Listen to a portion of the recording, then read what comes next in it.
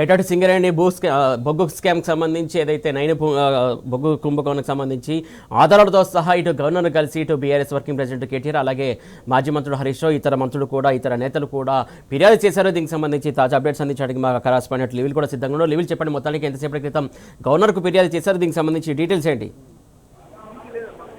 కొద్దిసేపటి క్రితమే BRS working president KTR Harish Rao నేతృత్వంలోని బృందం గవర్నర్ తో భేటీ అయ్యారు. భేటీలో పలు కీలక అంశాలపైన చర్చిస్తున్నారు. కుంభకోణం నైని బొగ్గు కుంభకోణంతో పాటు సింగరేణిలో జరిగిన అన్ని అవకతవకలపై విచారణ చేపట్టాలని చెప్పేసి కూడా ఈ సందర్భంగా బీఆర్ఎస్ బృందం కోరనుంది. ఇందుకు నేపథ్యంలో పలు కీలక ఆధారాలన్నీ కూడా బీఆర్ఎస్ పార్టీ గవర్నర్ కు అందించనుంది.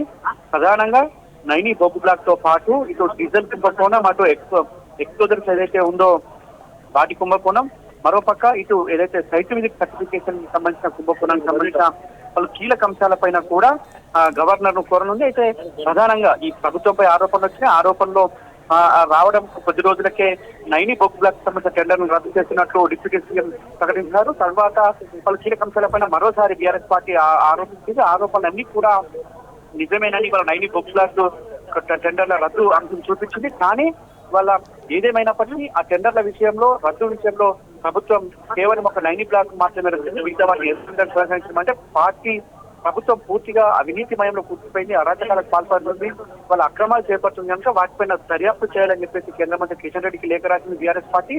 అయినప్పటికీ కూడా స్పందించకపోవడంతో మరోసారి మాజీ మంత్రి హరీష్ రావు నేతృత్వంలోని మరోసారి లేఖ రాశారు. అయినప్పటికీ కూడా స్పందించకపోవడంతో ఇవాళ లోక్ భవన్కి వెళ్ళి గవర్నర్ కు ఫిర్యాదు చేయాలని చెప్పేసి పార్టీ నిర్ణయించింది. అందుకు అనుగుణంగా కేటీఆర్ హరీష్ రావు నేతృత్వంలో బృందం వెళ్ళింది.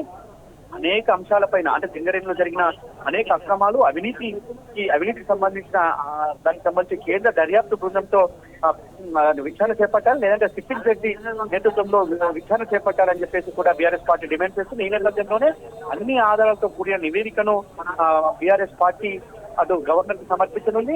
అయితే నైని బొగ్గు బ్లాక్ సంబంధించి ముఖ్య నేతకు సంబంధించిన అన్యాయులకి కుటుంబ సభ్యులకి కేటాయించారు. మంత్రుల మధ్య గొడవలు తారాస్థాయికి చేరుకున్నాయి. ఇటు ఒక మంత్రుల వ్యవహారానికి సంబంధించి అవినీతి అంతా కూడా బయటపడింది కనుక మిగతా సంబంధించిన బొగ్గు బ్లాక్లకు సంబంధించి బొగ్గు బాయిలకు సంబంధించిన వాటిలో కూడా ప్రధానంగా అవినీతి చేశారు. వారంతా కూడా వారి అన్యాయులకి వారి కుటుంబ సభ్యులకి ఇందులో ప్రధాన పాత్ర ఉంది కనుక వారందరిపైన కూడా విచారణ చేసి చట్టపరంగా చర్యలు తీసుకోవాలని చెప్పేసి కూడా ఈ పార్టీ పరంగా డిమాండ్ చేయనున్నారు.